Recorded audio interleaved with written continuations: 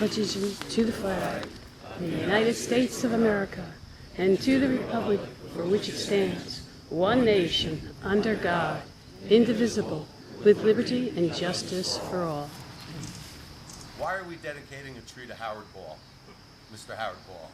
Because he was a nut. No. He was a nut. And nuts don't fall far from the tree. Mm-hmm. It's an easy. I personally did not know Howard Ball, but speaking with people who did and doing my homework about Howard Ball, it's an easy question to answer. The man literally dedicated a lifetime to community service. Okay? Not for personal gain, not for a handshake, not for a round of applause. And it's my understanding that not even the formal stuff that he was involved in, okay? Fire departments, fire department chaplains, organizations on the county level, organizations on the local level. This gentleman actually did things in his own neighborhood, but things that, he'd get information from his position over at Trends. Being the editor of a paper, I must imagine you have a lot of contacts, a lot of sources of information. So he always knew what was going on. And from what I understand, he would see things, people that were in need, and just organize a fundraiser. And he kind of did it in the shadows. He never raised his hand when, whose idea was this. Kind of deflected that and let somebody else raise their hand. So, I guess the last thought I'd like to think is, why are we dedicating a tree to Howard Ball? Well, if you had to qualify for having a tree dedicated, Shade Tree should probably try to plant 100 of these things in his name, okay? If you had to, Howard was actually overqualified for having a tree dedicated in his memory. But a tree is almost the best thing we could do for Howard Ball, and I'll tell you why. It's a living memorial. It will be here for years and years and years in front of the place he called home. And like all trees benefit the community they're in, I believe the community of Pompton Lakes and all the other surrounding communities where he did his work benefited from Howard Ball. So, on that note, I would like to thank all of you for coming out. I would like to acknowledge Patricia Ball for filling in some of the blanks about her dad. And at this time, I'll hand it over to Mayor Cole. Thanks, Shane.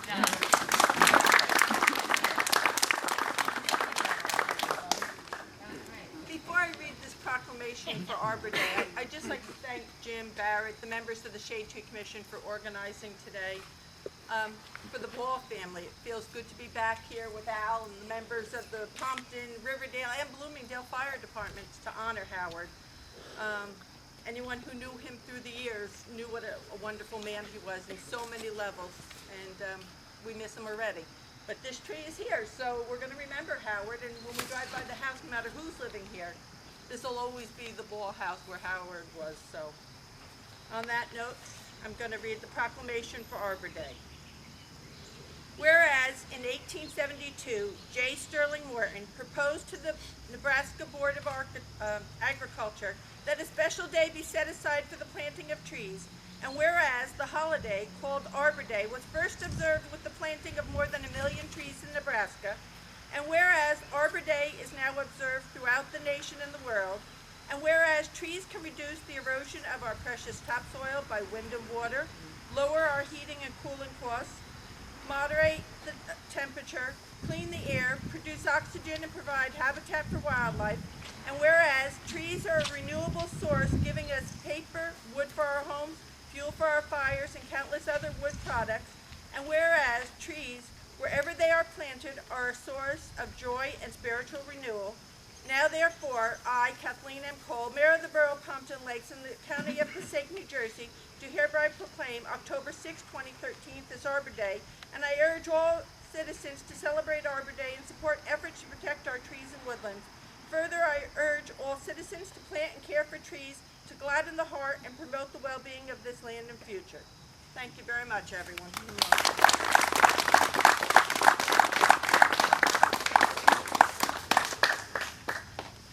Our next guest to have some remarks, and he knew Mr. Ball for a very long time, is Al Evangelista from the Pompton Fire Department. Thank you, Jim. Good morning, everybody. Good morning. When Jim called me and asked me to say a few words, I wanted to say something different from what was said at Howard's funeral and also at his 80th birthday party that we had right here. So please bear with me on these remarks. I'm going to speed up through it so I can get through it, and hopefully it makes some sense to everyone that knew him. As I sat and thought about what to say this morning, I tried to tie the symbolism of planning. I can't do it. As I sat and thought about what to say this morning, I tried to tie the symbolism of planting a tree in Howard's honor to what his life was like, all about in relationship to the time and manner in which I knew him. Certainly the very document in which he wrote his many articles containing stories about many different aspects of his life and life in general was written on paper. In the definition of a tree from Wikipedia, it states that in botany, a tree is a plant that is a plant with an elongated stem or trunk supporting leaves or branches. Most, if not all of us know that Howard supported many things, people and groups in his life, and he acknowledged that by, at one point, turning over a new leaf in his life when he found God, and by offering support to others through his ministry. The fact that trees produce lumber reminds me of the many articles he wrote in his Bits and Pieces columns over the many years, reminiscing how this old house at this address was built with lumber from homes raised to make way for the Wanaque Reservoir construction. In how many stories did he refer to the old wood stove in this house that provided heat, and the same stove that his mother would cook many meals for his family on from the produce that was canned from summer gardens. Trees provide protection from wind, the sun, and flooding. How many articles did Howard write, and how many letters did he send to request people to send to their government officials seeking protection for the very people in his hometown and the entire Passaic River Basin, striving for many of those protections? Trees tend to be long-lived, some reaching several thousand years. While this particular tree may not see that longevity, it will certainly outlast everyone here today, and while doing so, provide a canopy for the people who reside on this street that was mentioned in so many of his newspaper articles. In perusing an article about trees, I tried to associate the different parts with Howard's life. Roots. He was certainly proud of his roots and his family, and mentioned them often in print and conversation. Trunk. As he grew older, he became the trunk for many, many people, offering his knowledge, expertise, experience, whether good or bad, for the benefit of others. Buds and growth.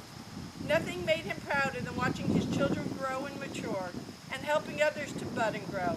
Regardless of the particular walk in life, how many times did he talk about new reporters or young firefighters, and how they would become veterans in their own disciplines?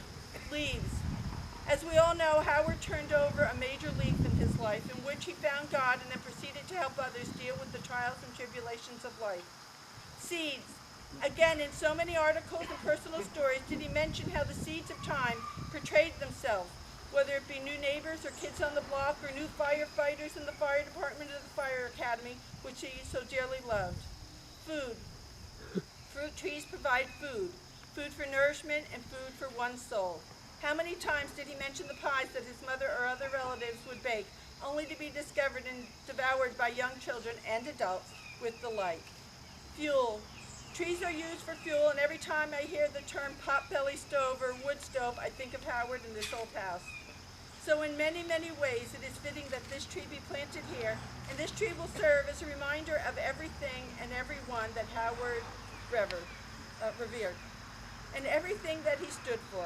Let's hope and pray that it grows into a strong, healthy tree for years to come that will remind us all of the life that Howard led, how he helped others, and the love and respect that he had for his family and friends. Thank you. Beautiful.